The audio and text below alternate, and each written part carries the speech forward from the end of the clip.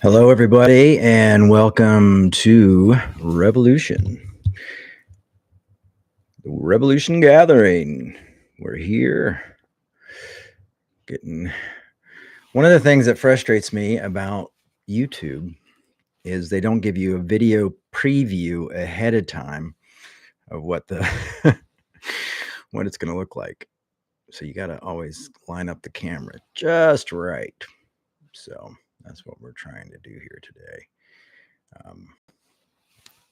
Always. So that's why I started just a few minutes early, just so we can get everything moving forward. So let's see. I'm gonna move to the right. Move to the right. All right. Good morning, everyone. It is almost that time again for the Revolution Gathering to gather. So come together and welcome the hippie Christian on time. Very, very, very Christian man. Excuse me. So, welcome everyone to Revolution Gathering. This is Jay Baker, and I am getting ready to have a colonoscopy tomorrow morning. So, I'm very hungry. I'm hungry, and I've got a little bit of a sore throat. It sounds like a little bit hungry. Have to fast and drink a lot of gross stuff for the next couple days as I get ready for my colonoscopy. This is my second colonoscopy. I had my first one when I turned 40. I'm 49 now. And so I don't know if you all know, but my mother passed away from colon cancer. So it's very important. I was meant to get one sooner, but because of insurance in this country is really weird for people who don't make a lot of money and changes up. And then in Seattle, it's even more interesting because it's the level of care you're able to get is based on your income. Unlike Minnesota was really good at their health care, the Obamacare. But this is so I had health care and I had it all set up, and then it said I didn't make so I made too much money, and I called and they're like, oh, actually you don't make enough money. So they switched my health care, and so all my schedulings for colonoscopies have been changed a few times, but this is the one. We're ready to go. And so tomorrow morning at 9 a.m., I will go in and have that done. It's important. Yeah, the prep is the worst part. Last year, the last time I got it 9 years ago, um, they knocked me out completely. And I don't know if they'll knock me out completely this time. I hope they do. But they put a camera through my mouth as well. And I was like, yeah, you're going to have to put me completely out and knock me out. And then I was like really weird for like an hour afterwards. I was like, because you're on all that, they put you out and you're on little sleep and no food. So I'll be excited about eating tomorrow morning. But I took my kids to the movies yesterday and we had fun, and we went and saw Gabby's Dollhouse, and my son was a good trooper because he knew how excited his sister was to go see the movie. And so that was fun. And I had some chocolate raisins and all that kind of stuff. So I had a little celebration before I ended up here hungry. So if I see I'm a little bit off, it's because I got some caffeine in me. They said I could do that this morning. So, but I've got no food. Oh, forgive me for my yawning. Well, I am excited because it's always fun to do kind of I do a lot of different, what do you call them when you do different parts? See, that's how much I need food. I usually try to have a big breakfast on Sundays for you guys, so I'm energetic and ready to go. Um, but we're at part two. We're doing part two of our context, and today, and I'm excited about that. And I was thinking, with everything that's going on in the world, why in the heck am I talking about context? It seems like the world is in such a weird place, especially including our own country, uh, continue to seem divided more than ever with one another. And I just can't, in good conscience, not speak out against what ICE is doing to our immigrant brothers and sisters, and to people who are members or people who are citizens of the United States as well. Um, it just seems like unnecessary violence towards other human beings who deserve to be treated like human beings because they are human beings. And seeing military out on our streets is just right down in Portland, and I'm sure they'll come to Seattle next. Is just very disheartening. It's disheartening to see the direction that this country's going in. Um, and I could get a lot clearer and a lot scapegoatier right now, but just for the opening of this, my point is that I think we've just got to call this stuff out in a way that is nonviolent, in a way that is sane, a way that also makes it clear like this is unacceptable. And as a student of nonviolence, restoration and reuniting, having tough conversations are part of that goal. So it's not that we're not looking to defeat anyone as much as we're looking to defeat injustice and find justice and equality for everyone. And I think if we can find ways to speak of this, I think if we can speak in this, I don't want to say calm tones necessarily, but in a way that's just as though we're speaking to our friends and loved ones. When we're speaking to the public, it might be a little bit clear where we're at and what we need, and calling this stuff out as completely unacceptable. I think often we allow our emotions, and it's very easy to do right now, but our emotions often get the best of us when we're talking about this stuff. And being so divided and everybody feels like everybody's on the edge, I feel like we have to be a little bit more calm when we talk about this, but we also need to be very transparent and honest about where we're at, and just that this doesn't feel like America right now, and it's a scary situation, and it seems to be getting worse. Now, how does this have anything to do with my context talk? Well, that's what I wanted to, that's why I brought it up, because I was like, why am I speaking about context? But the point is when you understand biblical context, it does give you more tools to have these conversations. And when people go, well, the Bible, you can say, well, actually, when that book was written, it was written to these group of people. This is what it was about. This is why we do this work. This is why we love our neighbor as ourselves. This is how we love our enemies. This is how we do this. Um, if you want to you don't have to have a biblical reason for that, but if you want that biblical reason, if you're speaking to fellow believers who maybe have gotten misinformation most of their lives and think that they have to be, you know toe aligned to a certain particular party or a super particular type of theology, and they're justifying it through that, when you have your understanding of good scholarship and good context of biblical context, it's helpful. It's very helpful to have these conversations, and to help people when they hear these type of arguments.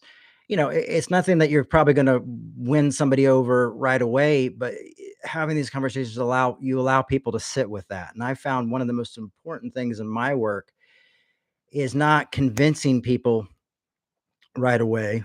Sometimes it's overnight, but not usual. Um, but is allowing people to sit with that truth, and allowing people to go, okay, I'll look at that myself, challenging them to take a deeper dive into the word, and to find out that Christianity really is unique in its love for the other, and its love for the stranger, and its love for the foreigner, and its love for people who are outside of our own communities. And that's a really big point of Christianity and a really beautiful point of Christianity.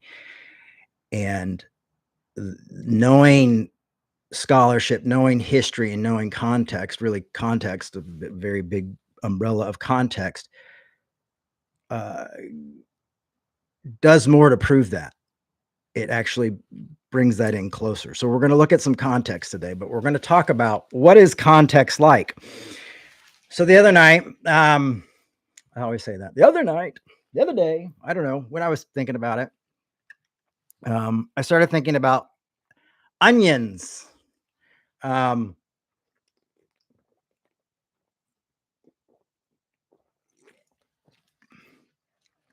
how context and onions is like an onion. And of course, people always know onions have many layers. Um, but I was thinking biblical context in America, is very much like how we treat the onion in the United States, and different ways we prepare onions in the United States. Forgive me. I'm going to try not make this whole talk about onions, but it might be because I went down a big deep dive internet search on ways to prepare onions because for some reason that's just where my brain went. I think sometimes being a pastor or speaker is very close to being a comedian. I'm not saying I'm going to be funny, but you just go down these really weird rabbit holes and you're like, oh, this is a better way to communicate it. Onions have layers, quite a few layers. And there's many ways to make onions, especially in America. We do onions in our own way. We caramelize them. We do lots of stuff. Um, Onions make us cry, obviously, and this is how they're like contexts.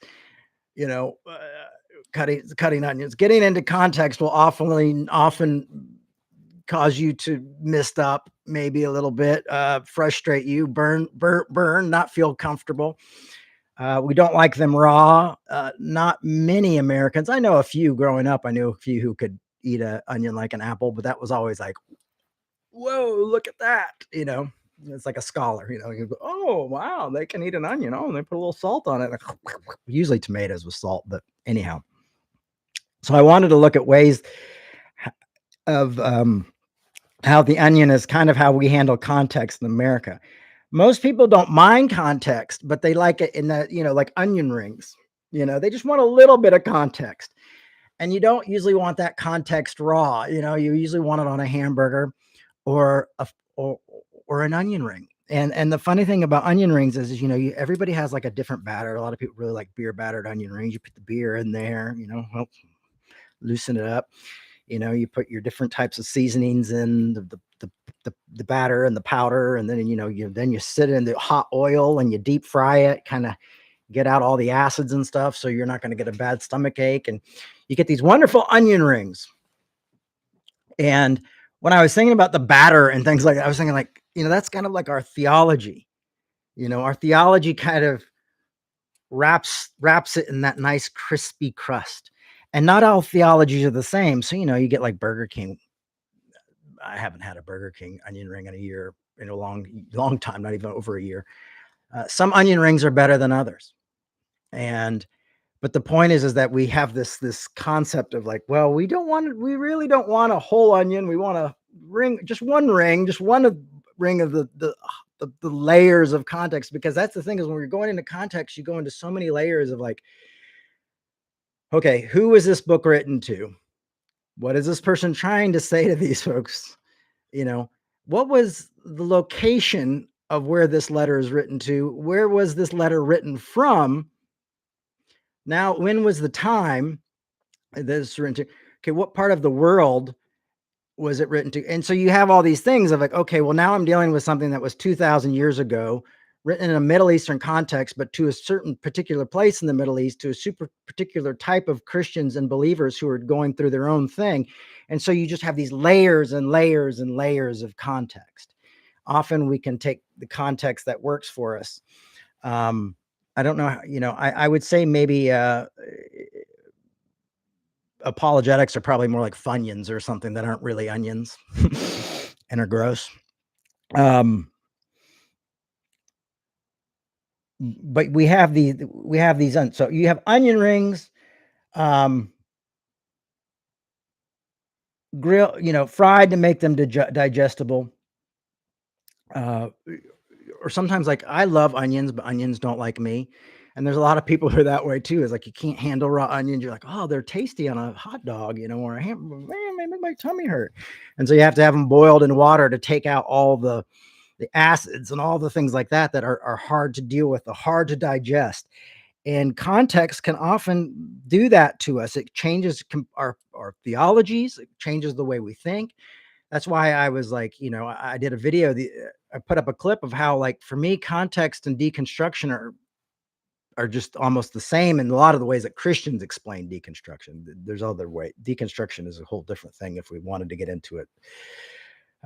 But the way a lot of Christians talk about it is like taking things apart and things like that. But context for me has always been that way because you find out new things. You go, oh, maybe I was mistranslating this. Oh, I really misread this book. I was reading it more of my own view, my own ideas, and my own thoughts, and put it there. We're going to look at two books of the Bible today, and you'll see how we've all kind of been shown to look at both of these books that we have in such a way that we may have completely missed out on what these books were really saying because we missed out on the deeper context of them. Um, yeah, I'm gonna push this onion ring thing. I, one of the things I think is when I was thinking about was like, what are other ways we've done onions? You got grilled onions, you've got, and then I was thinking about the Awesome Blossom. Remember the Awesome Blossom? I think they still have it at Chili's. Or if maybe you're the bloomin' onion, the the flower of Australia. Um, I asked an Australian friend if he'd ever had a bloomin' onion, and he said no. I was shocked. I was shocked. So you kind of cut the onion out and it blooms out, and you have all the layers there in front of you. And then you deep fry it, and then usually you have a really tasty sauce. Um, I'm sure each restaurant has a different one, but it's usually some kind of spicy red sauce. You dip your pink type sauce, and you get able to just kind of take the parts you want, and then there's always like weird bits left apart. And I feel like that's how, as American Christians, how we handle context is we just kind of deep fry it in our own theologies and our own ideas. And then we're able to take the bits and the context we want. We're not just chewing down on an onion and taking it all in, because that would be too much for us to handle. And I'll tell you what, as I'm studying this, I'm like, if I wanted to just do the New Testament, we could spend years going down context. For me, even onion rings, I like a little ketchup, or even better, I like barbecue sauce, you know, because it just makes the deep fried goodness even that much better. One of my favorites was this place called Tony Roma's, and they had the onion loaf. And so you just took all the onions, they take them out and they slice them up really small and they deep fry them, and then they press them back together and it looks like a loaf of bread. And then you just pull out and you just get what you get, and they're all stringy, and you dip them in the barbecue sauce. Oh, delicious. And then you feel really greasy and gross afterwards. Because you end up getting more grease and fried stuff than really onions. Chefs, often just soak onions in water to get out all the extra, all the spicy stuff, to kind of mute some of those harsher flavors and things like that we have to deal with. The point is that we're avoiding, we want context, but we really want context in our own context. We really want to make it something that works for us, that makes it easier to digestible, something that makes it taste a little bit better, something that we like. I like these onion rings. I like these type of grilled onions, Oh, I go over to so-and-so and they make this. So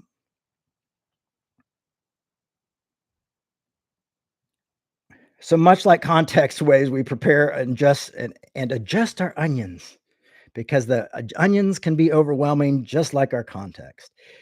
What did I write down? I wrote the point. Layers. Most folks don't like layers all at once. And it's tough. It's a tough study. I'll show you some of the books I've been using to go through some of these layers, and it's very tough. So that's why we take a few, because it can be hard to digest and hard to enjoy. and too many and you'll find out this today, maybe too many contexts, too many layers of these onions can be overwhelming. But the interesting thing about raw onions, are you guys ready? Are you ready for the raw onions? It is. It's my cooking show. I should have a mirror. They used to have a mirror so they could shoot down and show the work. I should have brought an onion. I should have. I'm not a prop guy, but I should have brought an onion and cut it and had onion rings, and that would have been. Maybe one day I'll do this really official, and we'll all sit around and eat onion rings and talk about this. Different onion rings from all over the place.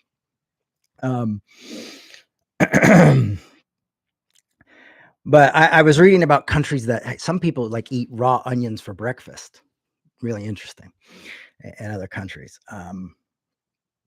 or they don't do anything to the onion. They cook the whole deal, and then they make sure they put in raw onions. So if you can eat raw onions, good for you. If you can handle context straight up, good for you. Those are both. That's my analogy here. I'm really pushing the analogy.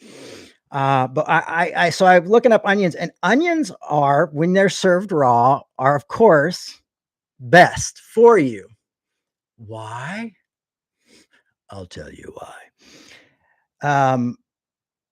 They are full of vitamins and minerals, and they are full of fiber and antioxidants. So they get out all the bad stuff and they push out all the stuff. So they keep you from being full of shit. Just like having context, right? It cleans you out, just like I'm going through right now, getting ready for my colonoscopy. I know this is gross, but the point is that so often without context, we are really full of shit. Sorry, folks. It's a family show. But we do have the not made for kids thing here. It can have you full of things that aren't good for you and not good for other people, and full, that's why it's antioxidants, because we have all that, all those bad things often with our theologies and our philosophies and all those things. And they're, we got to flush the system. And so often a raw onion, you're not going to get it fried this way. You're not going to get it boiled or grilled or wherever it is.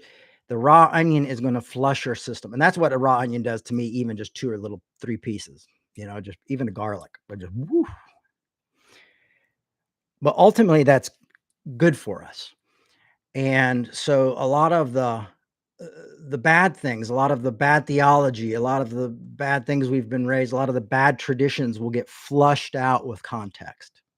The context, the raw context will be the fiber and the antioxidants. There'll be the vitamins to get us healthy and the minerals to get us healthy, to help us have healthy conversations, to help us stand for healthy ideas, and to not manipulate the scriptures, and to get rid of those impurities that we so often have. So that's what context, and how context and an onion are quite a bit alike, all those layers, all those things, and everything we do to try to get them, but not to get them raw, because they kind of flush us out. And that's tough for a lot of people. We really got to think about that, is when even for me, when I dive into these and you go, oh man, I've been, telling people about that, or using that for the wrong reasons, and you go, oh, I got to change that, oh, I really liked that,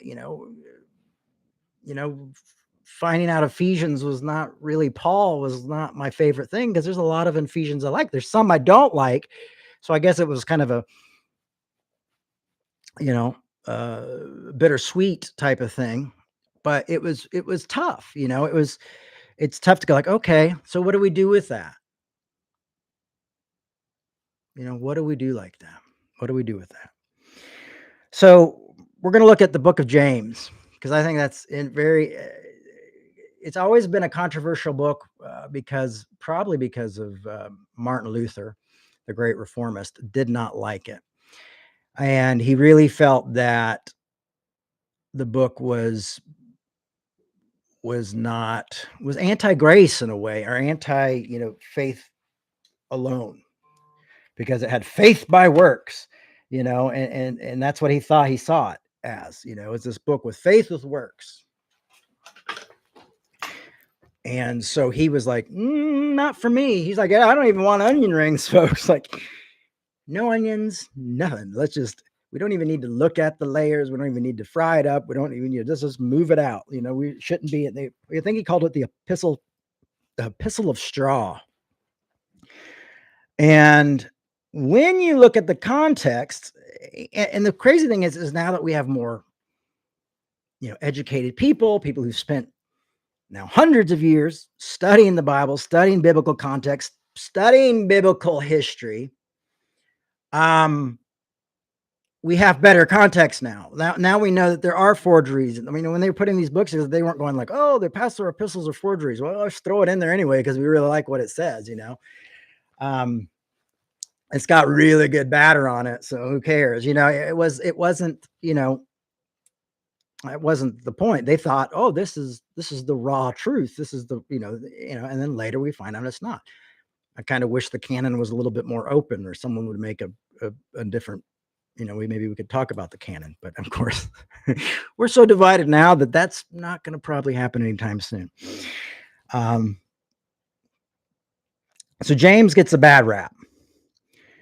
And even the context of the past 100 years alone have given us a better understanding of James, the book of James. And it's interesting to see the arguments that people have had over time about who wrote the book of James, because originally they thought, well, this is the brother of Jesus, one of the disciples. He wrote this book and he did this. And so then for a long time, they said, no. Then they started to say, oh, no, it wasn't him. It was just somebody else writing in his name. And then another group came along and said, well, actually, it looks like it might not actually be him, but it looks like it might have been a collection of his works put together by his followers and for him to have a book. And that's an also interesting thing. Language plays a big part in that discussion and things like that, but it seemed like it was a book that they found important. Now, this is what I want to make sure I'm following my notes correctly here. Jesus, brother or followers of James, together some of his work. To put some of his work together in a letter form. So I think that's an interesting and seems very likely given the most recent biblical scholarship. This is also interesting, is who was the book of James written for? Who was his primary audience? And I'll tell you the truth, I didn't know. I didn't know until we did this study on context. So I love context, but obviously I like it, awesome blossom style. I'm like, oh, I love my Paulinian context. We only put Paulinian context in the lemon loaf. Freudian slip, because I do love lemon loaf as well. And the onion loaf at Tony Roma's, it's just Paulinian, so I can eat the whole thing. But who is the book of James written for? It was written for folks who are living within the Roman Empire. And they know this because of the use of language. They know this because of certain things that it's dealing with. And he's really speaking to people who have wealth and influence within the Roman Empire. Zoe loves James, so there's got to be something good about James. These folks were the people who owned most of the land and materials and resources, the elite. So a lot of this letter was written with the elite, the Roman elite in mind. The society was deeply a hierarchical society based on family, wealth, gender, and your identity, but not in our way of thinking identity politics, but something very different that you have to go in and study that if you even want. See, that's the rabbit holes these contexts go in. You choose your own adventure. Like, oh, I want to know more about that. So you got to kind of follow that rabbit hole down. So you had this hierarchical society, and you had these folks who were wealthy, family, and gender, and by being gender, it meant male, at that time, and your identity. Status was of the utmost importance. Status was a big deal. So if you know anything about the book of James, because we're not going to go through James today, obviously, we don't have the time. This book starts to look completely different, and then the old thing with faith without works is dead. For years, people thought this was James kind of having a little go at the Apostle Paul. And I thought that as well, you know. And it's easy to do because you've got this book of James and you've got it with Paul letters and you've got Paul saying this and you got James and and you've got that story in Galatians, so you just automatically think that. But a lot of the scholars are like, that's not technically so. That's not. We don't know that for a fact, even though that's probably what Martin Luther thought and people thought, because you kind of like that, like the batter, we have our own context, our own ideas. And when we just look at the Bible, we think, well, they're communicating with each other because they're all in the same book together, but they didn't know they were going to even be in a book together. These were letters. These weren't books that were published by people and sent out that, one day we'll have a collection. So, you guys should read each other's stuff. That just wasn't how it was going. Obviously James knew of the Apostle Paul and he knew of James, at least the James that they think wrote this book, which they're not even 100% on. That's the other thing with scholarship is you're playing real, just kind of hoping that you can get the right thing with some of these books. So James in context, and this is, I'm going to get really radical here. And I think Zoe would probably agree with this. James in context almost starts to sound, when you start to realize, these are the people he's talking to, almost starts to sound a bit socialist or almost communist in a way. James, when he's saying faith without work, is he saying, like, if you're wealthy and you're rich and you're seeing people suffer and you're doing nothing to help them, then your faith is worthless. That's the big point here. If you think you get special treatment because you walk into a place of belief and you're a church, you're a pastor, and you're giving special treatment to those who have that hierarchical standing, who owned all the land resources and have all the money, and they're the good donors, and you're giving them special preferred treatment, you're really not doing faith right. You're really not loving others as yourself. You're really, continuing to just buy into a system that is there. So in so many ways, James is calling us to equality and to remind us why we're here, and to remind us not to just perform for those who can do something for us, but to love those who can't. That's pretty beautiful when you think about it, and very different than the James I grew up hearing, the book of James I heard up, because I grew up thinking, like, being reminded constantly, especially when I first started speaking, as well, faith without works is dead. There's just nothing about the poor in that. Most of the time it was just, oh yeah, well, you got to be careful. And it's like, you got to balance it out. I'm like, well, I don't know if the plan is to balance these out. If you think about Paul and what they told the Apostle Paul when he's leaving, meeting with all the disciples for the second time, or a lot of the heads of the church at the time, they're like, make sure you work with the poor, make sure you help these folks up. And he was poor himself. And he goes, oh yes, we were eager to do that and hopeful to do it. So the poor and the least of these has always been such a big part of our faith. And all James is doing is reminding us, but he's also reminding people who are in a place where who can actually even do more, to say, hey, you need to come down here. And hey, you leaders don't need to make sure that these folks aren't getting special treatment. What you need to make sure is that these folks are helping out and helping others and helping the least of these. So when you start to see that context, you go, oh, okay. And you realize that James isn't calling us out to, like, give up the concept of grace. He's really calling us to grace and to be showers of grace and livers of grace and people who allow to give grace to others. And that our grace that our grace works in all different ways. That's what grace is. Grace is really amazing and continuously changing, that we're not just giving grace to those who can help us. We're not just giving grace to those who can return grace to us, or returns, we're giving grace to everyone.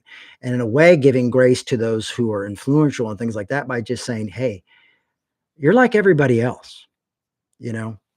We gotta work together. As a matter of fact, you've got things that everybody else, so you really gotta help other people. You've really gotta stand up and make sure that we're all being treated equal because you have the power to do that and using your power to be an ambassador of love and compassion and grace. Um, People were not thrilled with that. There's a reason too that people really weren't thrilled with James. For that very reason is people in power don't like to be told what to do. And James was being very clear to being just like, listen, if you're just depending on that and you're ignoring people who are hungry and cold and in need, I don't think he was thinking even about salvation. Matter of fact, he doesn't even talk about life after death in the whole book. He does not talk about Jesus' death and resurrection. And when James speaks of hell, this is the great thing. So I was like, oh, there's no hell. And I'm like, oh, actually, he mentions Gehenna. But when he mentions Gehenna, he's talking about tongues of hell and enter hell that we can be in ourselves by not following certain things, is that we experience hell. Not that we're going to some place that's after our death, but that you're literally putting hell onto other people and you're causing hell onto your own self. That your Gehenna is you. It has nothing to do with the afterlife or spirit. So you don't have Paul talking about Jesus's death and resurrection. You don't have him talking about, James, our death and resurrection. You have him talking about the here and now. This is where we find ourselves at. I'm going to take a break for a second just to remind you guys to please like these things. It helps us stay in the algorithm. All right. And we can all do that equally. You all have the power. And if you don't subscribe to YouTube, maybe subscribe to YouTube for Revolution to help us get into this algorithm every time. Your following really helps. So when he's saying faith without works, he's really saying this for a lot of wealthy people, a lot of people in power. And I think the great thing is about this is I think a lot of people could push back and be like, oh, are you just seasoning the onion? Are you just seasoning the onion the way you want it? Well, check it out yourself. That's the great thing about context, is you can look within to the context yourself and read different things about context. I highly recommend biblical scholars and historians and things like that. Apologists usually have some sort of agenda and dog in the fight to make things line up or work to their system. So I really don't have a lot of respect for apologetics at all. I recommend people who've spent their lives studying this stuff to take a look into that, because those folks are going to be most knowledgeable and understand, and they're going to tell you things about history and things like that. Think about, when you think about it, it's like if I was to send any of you to Japan, you'd have a different context of what's going on there. You have different customs and doing different things. If you go to London, different things like that. I remember when I was working at the Gap a long, long time ago. It was 1996, I believe, and the Olympics were coming to Atlanta. And I was at a Gap a little bit far from Atlanta, so I don't know why they had us do that. Not too far, but I don't think any Olympic people were coming out to the North DeKalb Mall. But they sat us down. They had a meeting with all the staff. We all had to come in and go, all right, certain things you can't do. You can't show the bottoms of your feet this way. You can't make this sign because, they were saying all these people have different customs and you could be insulting these people if you do certain things or if you say certain things. And so they're giving us all these details and things that we need to do to be aware and to be sensitive to our visitors, to those who are from different places. So that's, 1996, so this is what we're dealing with when we talk about context, is you're really having to go into a place where we are completely foreigners within to whom this book was written to. And then, of course, Rome fell. We've got a lot to learn about context, especially when you're going like, oh, this book was really aimed towards these people.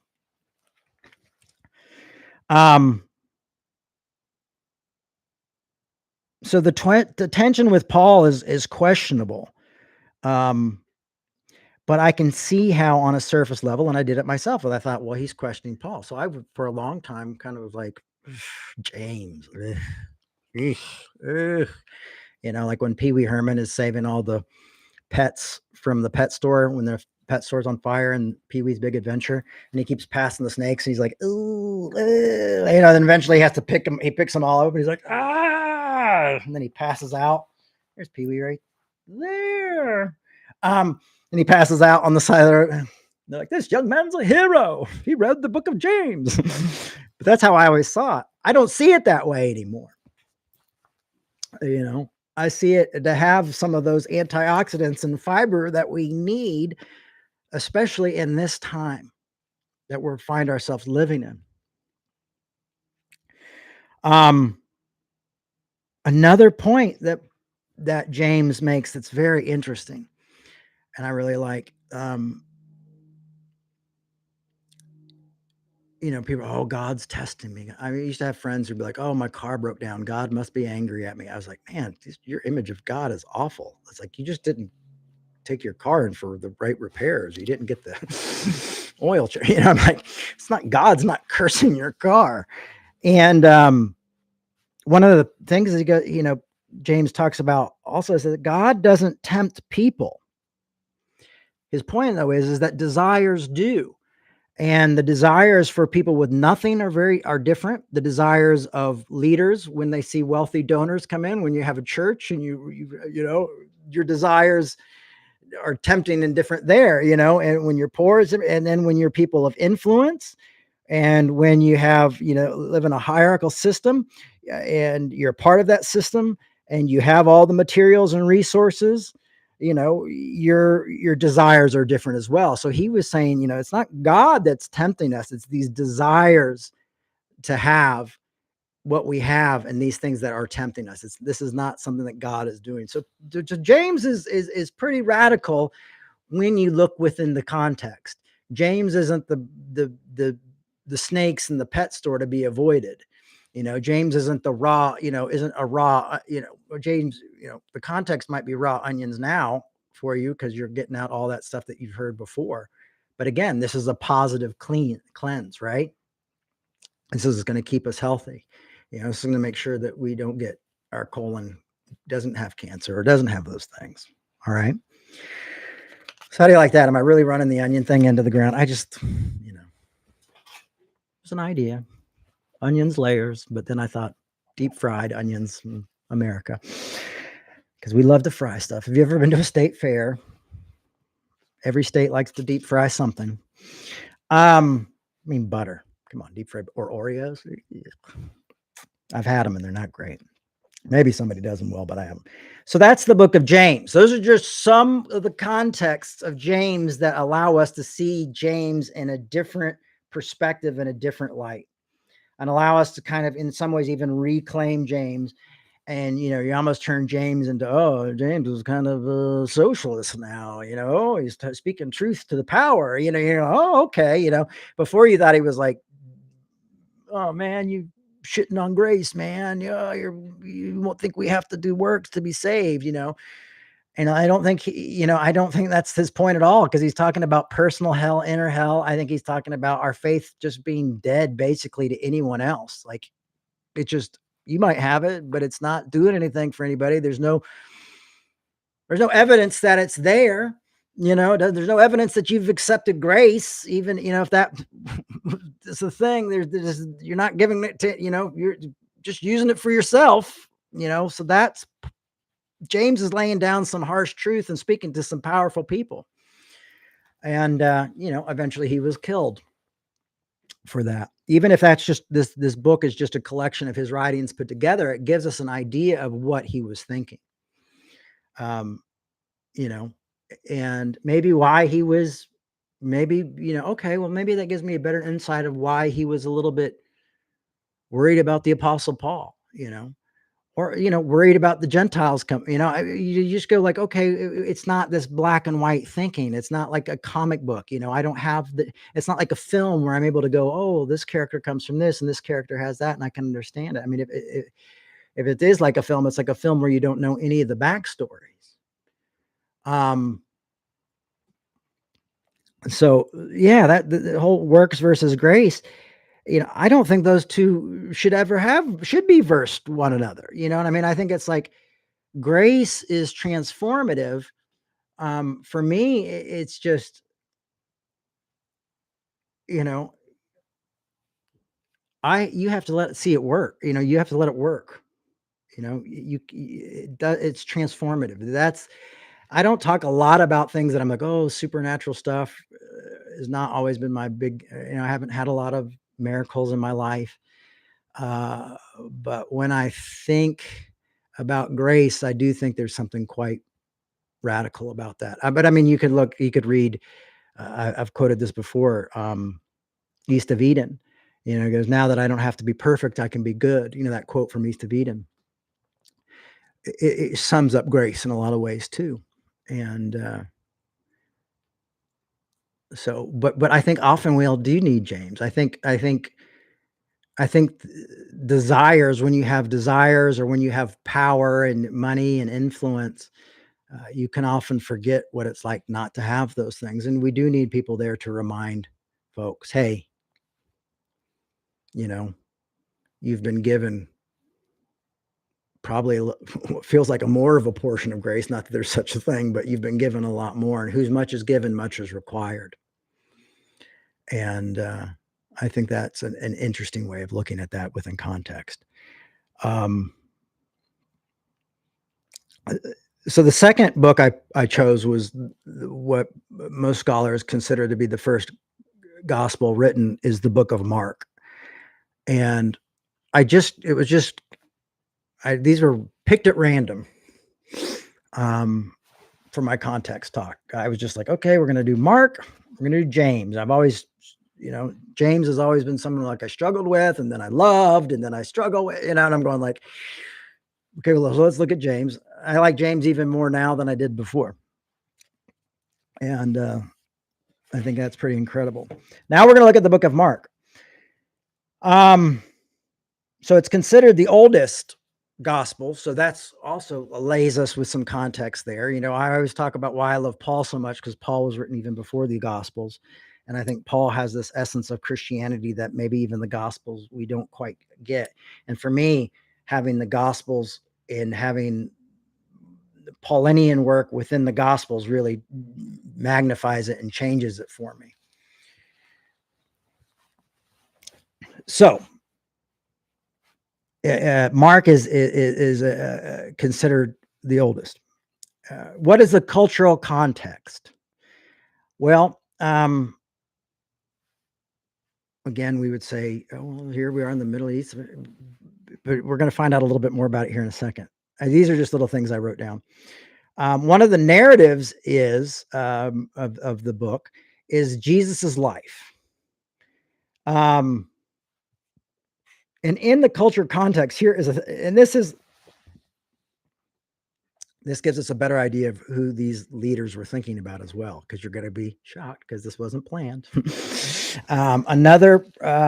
is another one that was probably written in Rome to Roman believers and non-believers to Rome. So again, we're talking to Rome. So the book of Romans is not just the only book for Rome that was written with Romans in mind. Obviously, Rome was the occupying government at the time. And what gives us these ideas as well, there's a use of Latin words.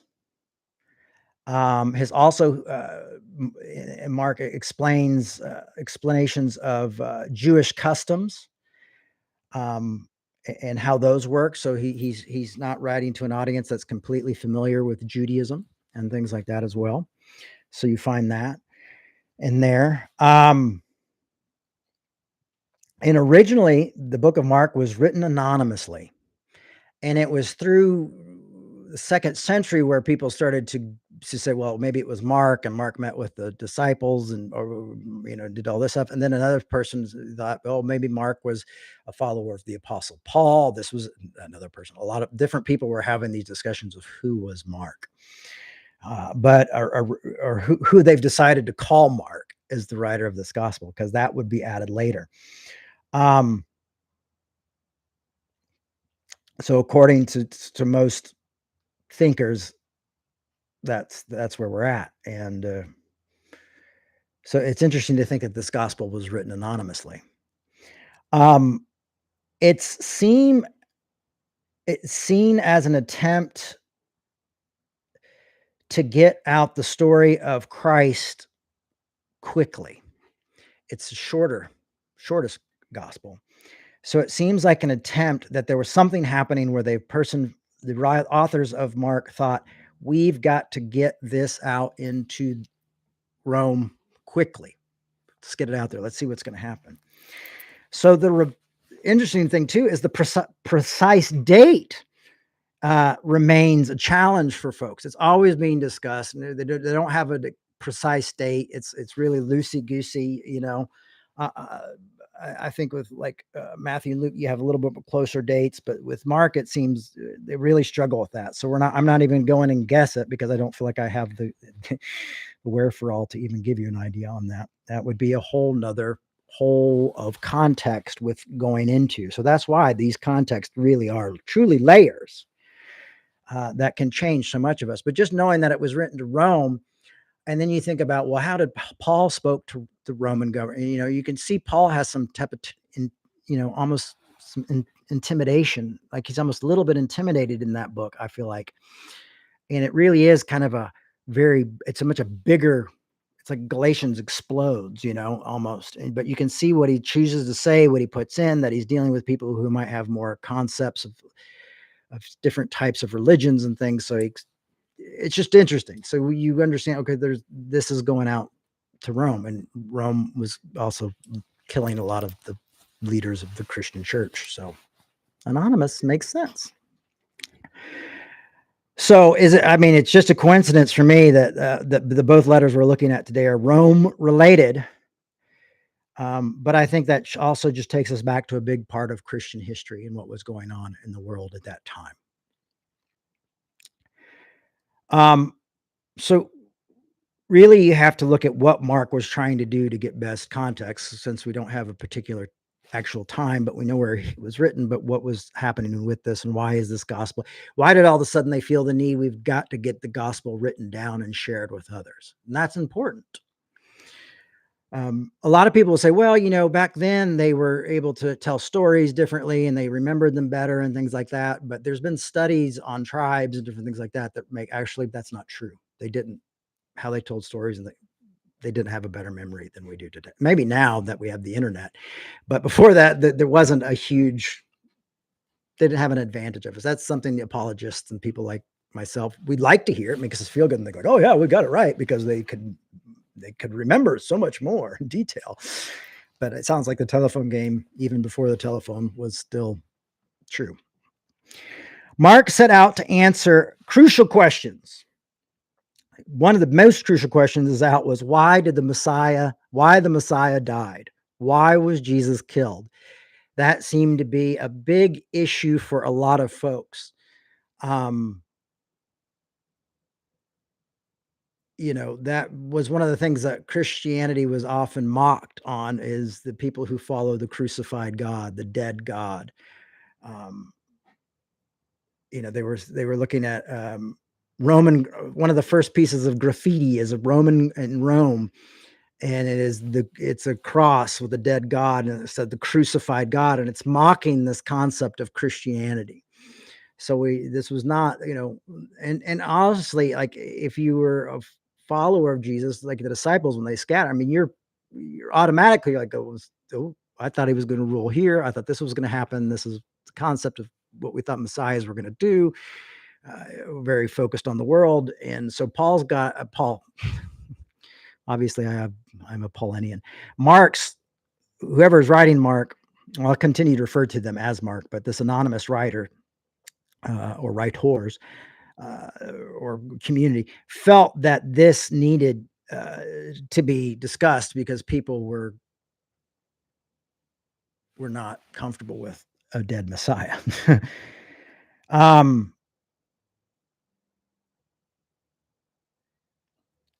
And this was rightly seen as an issue to many of the followers towards Christianity. Even today, if you think about it, we're so accepting of it, and understand this book obviously did its job, and continued letters did their job, but it was something that was really within question. So also one of the issues here is Mark is also trying to explain what led to the death of Christ, what led to his death. Um, other also tries to ask other things, answer other questions like the Sabbath and what are the regulations and what are the attitudes towards wealth and poverty. And Mark's gospel seems to be very similar to James in What's thoughts on wealth and poverty. Uh, and this, they do know this is that because of people who wrote about it at the closer to its time, really seemed to anger his audience a bit about how he spoke about wealth. And people like to be wealthy. People don't like to be don't like to hear that that's a problem, that there's a problem there. um, they usually don't like to be told what to do. Anytime I've been around wealthy people, there is something that's just a bit off or different. I'm not judging that because I've been in that security when my family had some wealth. But yeah, so it seemed to create kind of some anger with his audience about how Jesus is seen as being like, not excited about the wealth of people and how hard it is for a rich person to get to heaven and that type of thing. So obviously some things never change. Uh, Another thing that I find fascinating is that the Gospel of Mark really pushes that, Jesus was completely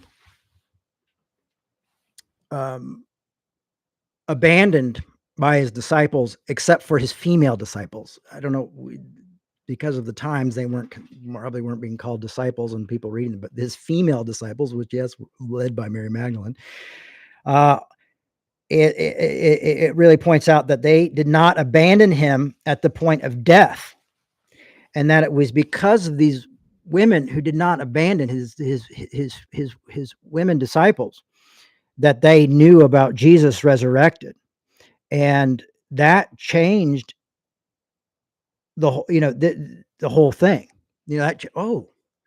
And so what you have here is his you see in Jesus as a power of a new kind of Messiah. So this book is spreading something about a new kind of Messiah. You know, it uses words like Messiah and King and things like that, which would have been seen as rulers of the time, and people would have been familiar with that as this about this Messiah who came along and got killed and died. And then it focuses, but whoa, his female disciples stood with him and did not abandon him in the moment of death and did not give him up. And the point is to be like these folks, to realize what these women realized, is to see this.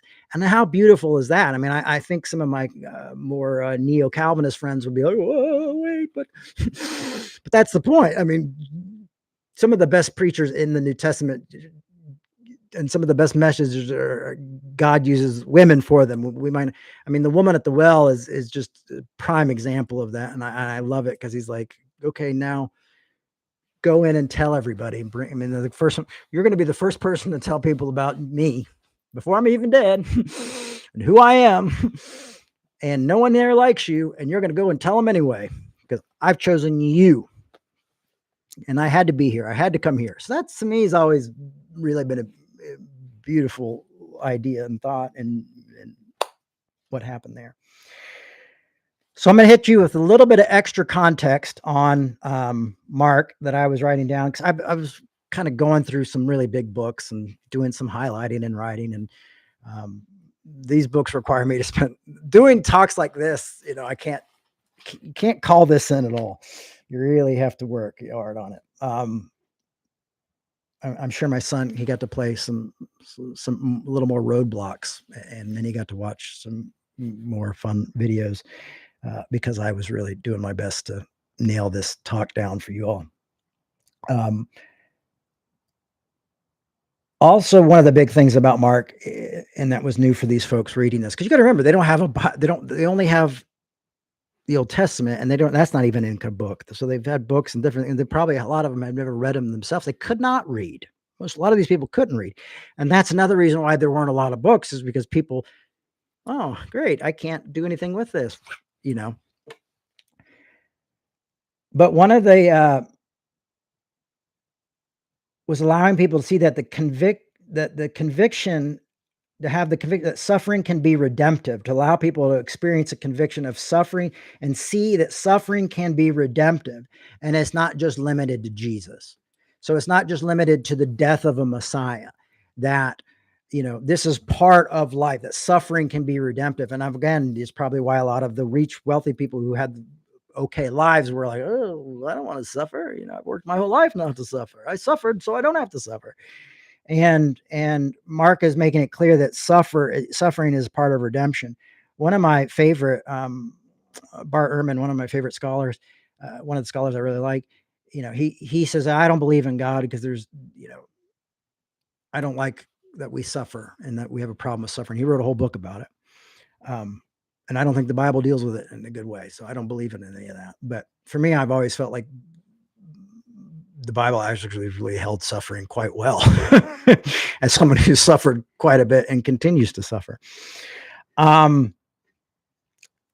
Mark's also effectively refines the concept of a Messiah to completely, this is not, death and resurrection and what we think when we hear the word Messiah was nothing like anyone ever thought anything like that. Jesus dying was like the end of the game. Jesus sitting with sinners, end of the game. Jesus, going to the woman at the, these are things that were just very unkingly, very unruly, very un-Messiah-like.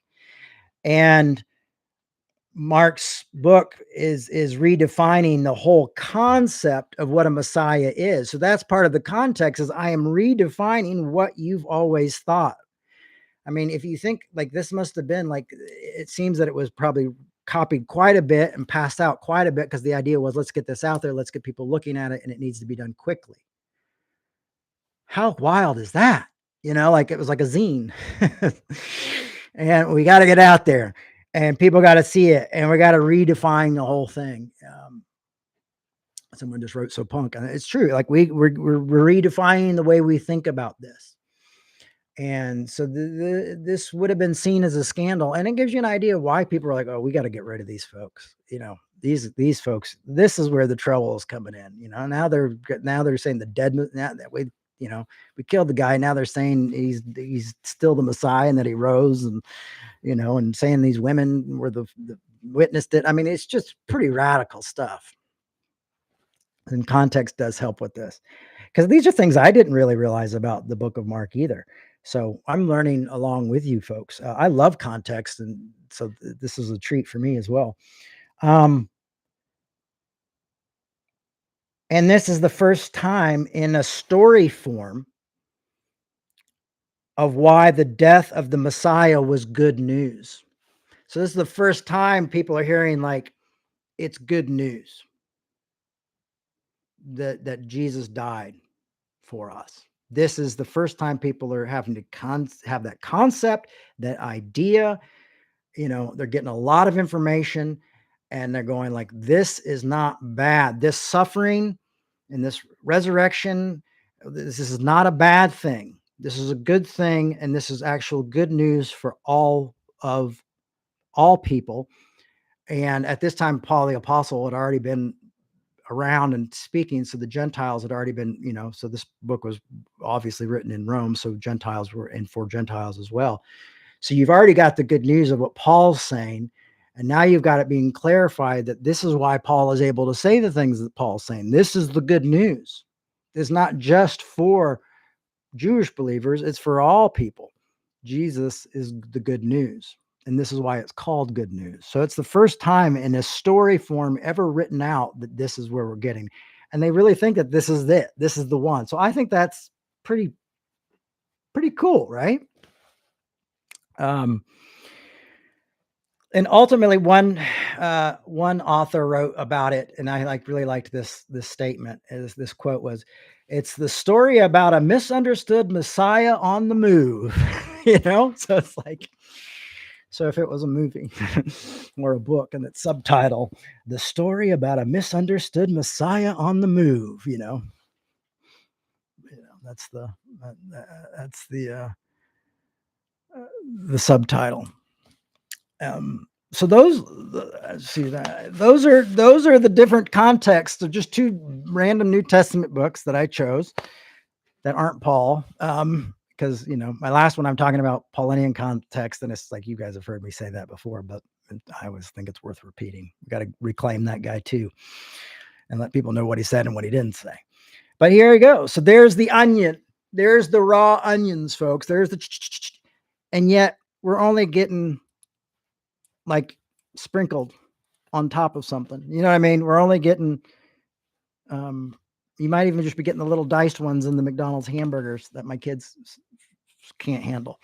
Don't like, but that's context. That's important. So you see why these things are important to even the story that we find ourselves in now, and why for me, you see why Dr. King and people like that were so moved by the biblical story, and people like Hegel and people like Lacan, and they may not necessarily buy into everything, but why these different philosophers and these different theologians and these different people over time, and why brilliant people like MLK and who am I thinking of?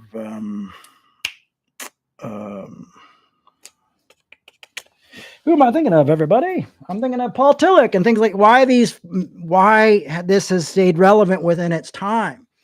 Now it is pretending to be another good news, and we've got way too many fried onions out there, folks. We got way too many onion ring folks out there, and we got to stop trying to be onion ring Christians and onion ring followers. And it's very easy to do.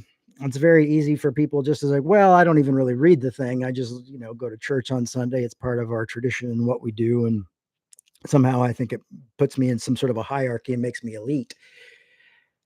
But both the book of James and Mark's books Burke alone will tell us that it's not about us being better. James is not even talking about the afterlife, and Paul never talks about the afterlife. They're saying like, if you don't want to live in hell right now, we got to love each other better, and you got to do better. And that suffering, it can be redemptive as well. So, that's, I guess it's, onions can also be an acquired taste, like beer. Like when I was a kid, I loved wine coolers. And eventually I learned to drink beer, and then I liked beer. But it was acquired over time. Like falafels. And honestly, I would eat raw onions every day if they didn't wash me out the way they do. I could probably just eat an onion right now and not have to do the rest of the weird, crazy drinks I have to do for my colonoscopy tomorrow. And they would be like, oh, great. So yeah, there's the context, there's the ideas, there's context part 2. There may be a context part 3. I don't know. Probably will be. I'll look at it. I'll go through it and we'll see what happens. I've started my after school job, and I'm doing that 3 days a week, which I'm really excited about. I like working with the kids and being able to do that stuff. And, so getting ready to do that, and hopefully I'll be okay by tomorrow at 3 to do that as well. So yeah, so just a reminder, revolution for us to continue to do this work and continue to do this, especially if I continue to do studies like this, we're really going to need your support. Complete transparency here. I got a email from the folks in New York who do all of our finances, and they're like, hey, we're sending you a paycheck, and giving was really down. This was just this past week, and they said, so we're going to be sending you a paycheck for $100. I have other work when I get it and have it, so I'm going to be okay. But if it had been a slow couple of months, I would be in big trouble right now. And so revolution. So we really do need your support, and nothing's too small. And of course, nothing's too big. But that's where we're at. Well, luckily, a few days later, we received some donations, but we're not even close to where we need to be as far as having a budget. We barely make it, but I'd rather barely make it than not make it. And we can't do it without you. So if you have something extra, we would much rather have you than your money. But if you have something that you can give and you can help and you like this work, um, you can donate at revolutionchurch.com. And we're a 501c3 nonprofit. So it's tax deductible for yourselves. So we would really appreciate your help on that. And what I can say is that we will continue, and I will continue to bring you things like this and help us rethink things. And I'll even do this to give you guys a kind of a look behind the scenes. Here's two of the books that really were the biggest influence on this talk. Is the New Oxford Annotated Bible. I think this is the most recent one. I've got different versions, but this is the 5th edition. I think is the most recent one. Really good. They update it every few years.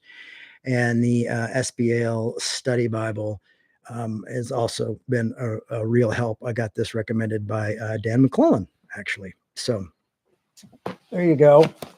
I'll give you what we're doing there. And also, books like that aren't free. So by working with Revolution, donating to Revolution, I'm able to do that stuff and have those things and be able to go down new roads of understanding with you.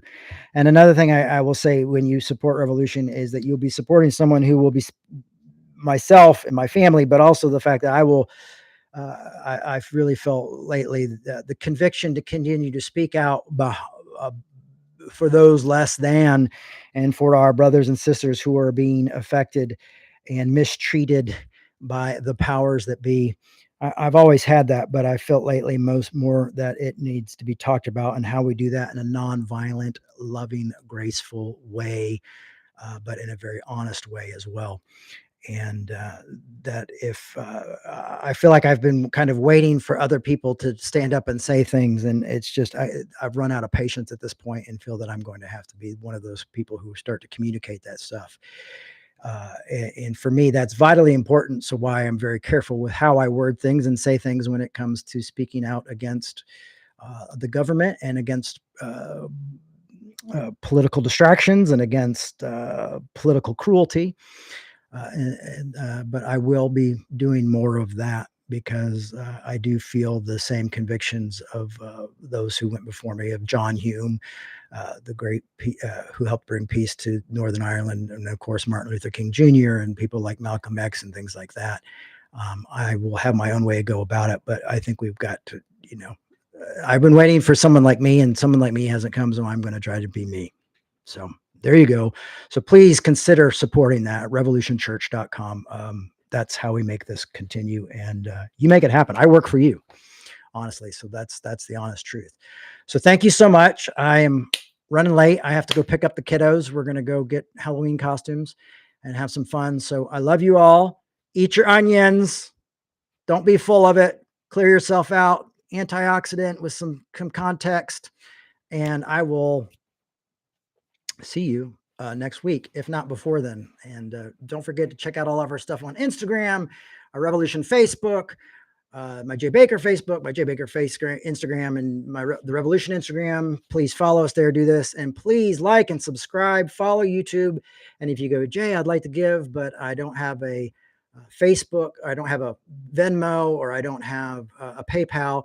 One of the things you can do to help us is sign up for one of those and donate through one of those. So that's one of the other things I could ask you to do. Maybe just sign up. You say, I only have $5. We'll sign up and donate that $5, and I'll make sure it goes through the 3-day process so we get the most money, not the one day. So they take a bit out. We'll do all that. So thank you for that. Thank you for your help. Thank you for consideration. Lots of love, lots of grace. And I hope you enjoyed hearing about this weird new Messiah who's just traveling around. Bye-bye.